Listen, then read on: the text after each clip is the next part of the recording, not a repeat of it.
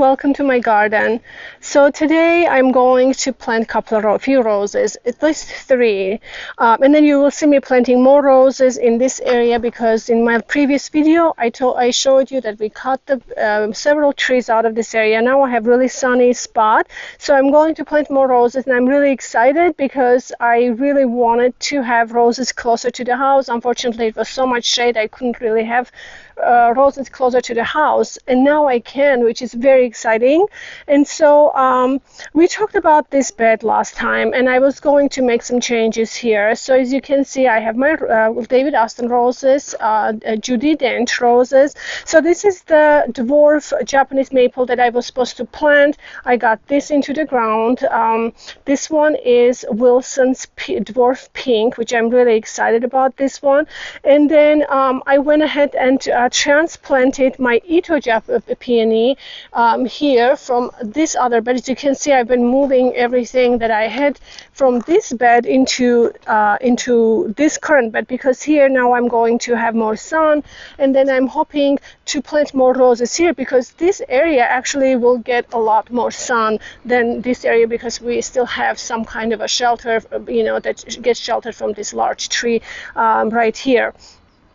So I am going to plant three more roses that I planted, but I am not going to tell you what they are because that's for my next video that I'll show you what kind of roses they are. So I have to group it in this area right here, which is going to be really pretty, I think.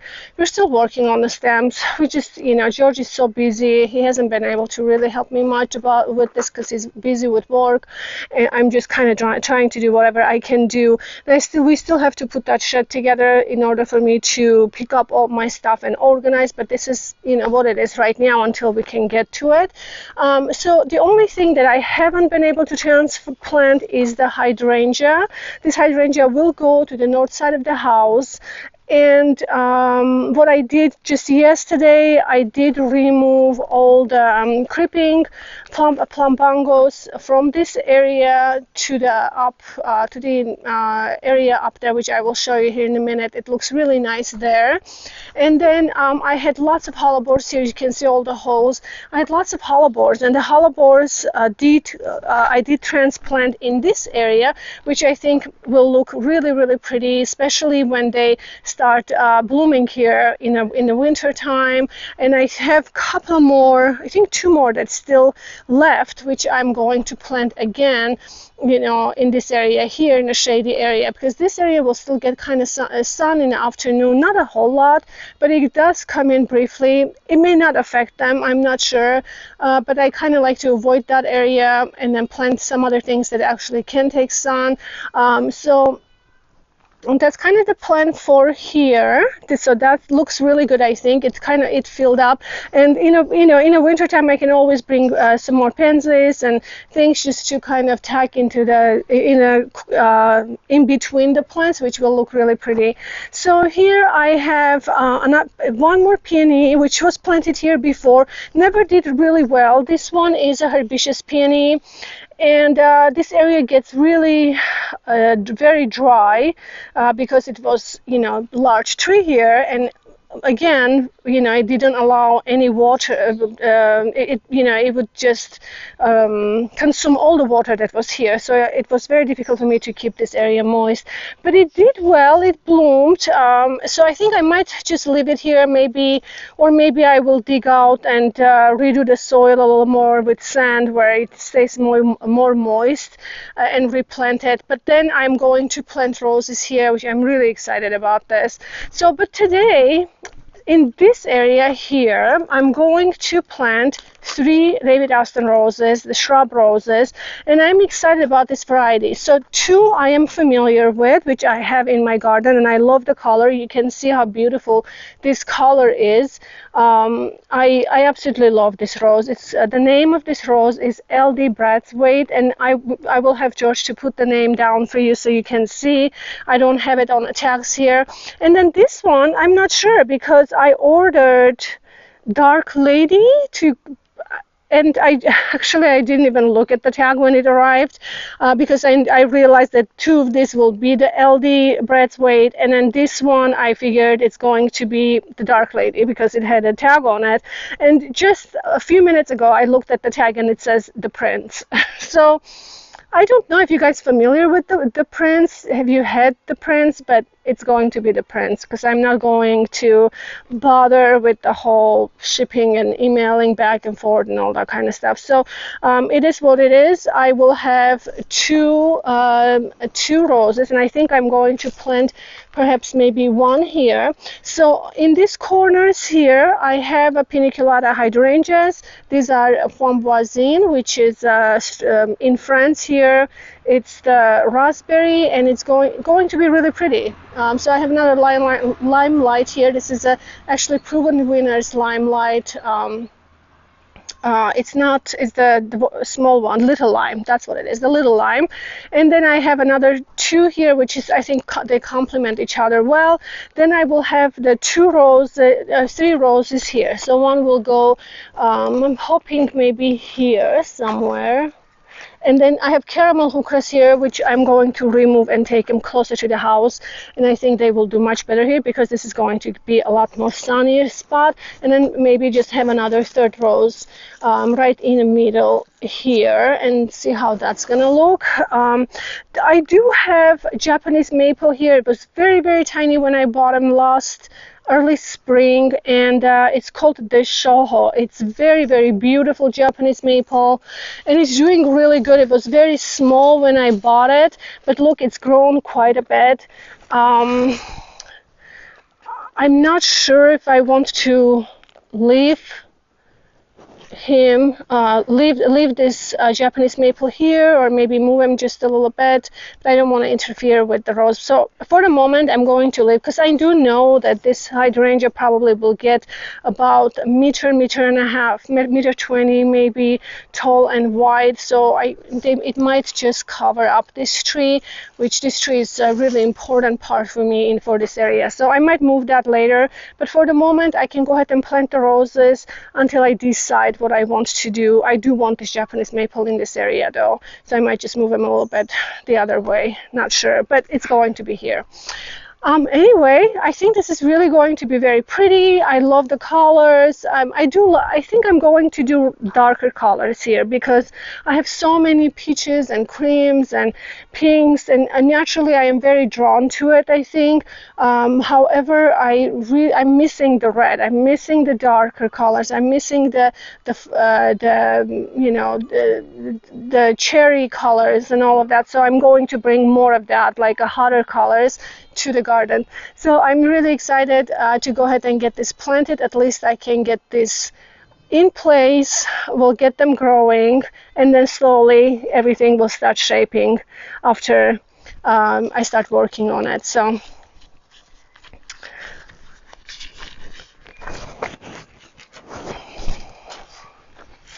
first thing I need to do is just remove this hook rust. And I don't know about you, but I love these caramel hookahs.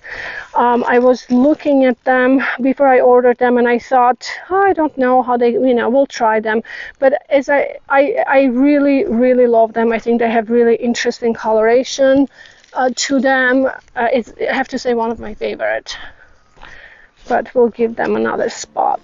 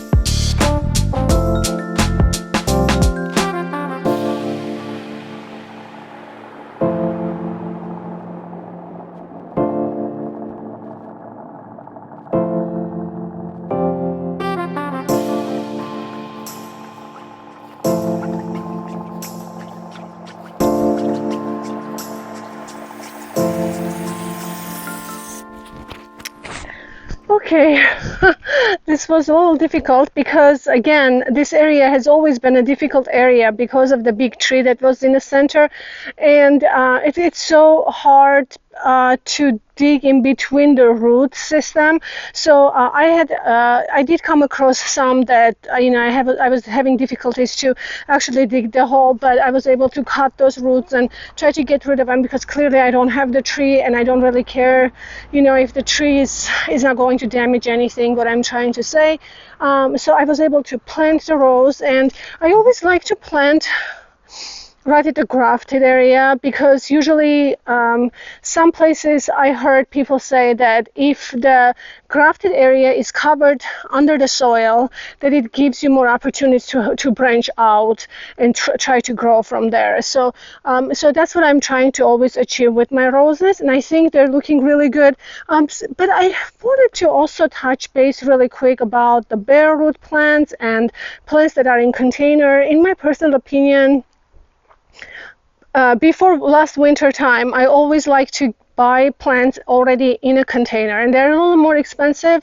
And then last year I bought so many roses, bare root, and they did really, really well. And they were a little less expensive, but I did realize that a lot of times they do intend to take longer time to really push up and etc. versus the ones that are already in a container. So it's more of an affordability. Like if I can, I probably would rather get this. But again, if you're buying bunch of it, it is definitely big savings to buy bare root roses. So anyway, I just kind of wanted to bring up that observation that I had regarding to the roses. But I mean, look at the color. Isn't this just going to be so beautiful here? I am really excited. This bed is still going to shape up. It will take a while before this tree trunk will actually decay, and then we'll kind of see what we are doing around it. So I hope you guys enjoyed this video. I always love bringing my garden to you and share with you what I'm doing here. Thank you so much for all your messages. Love hearing from you, and please write me, and thank you for all the subscribers. Please don't forget to subscribe. Have a great day, and I will see you in my next video. Bye-bye.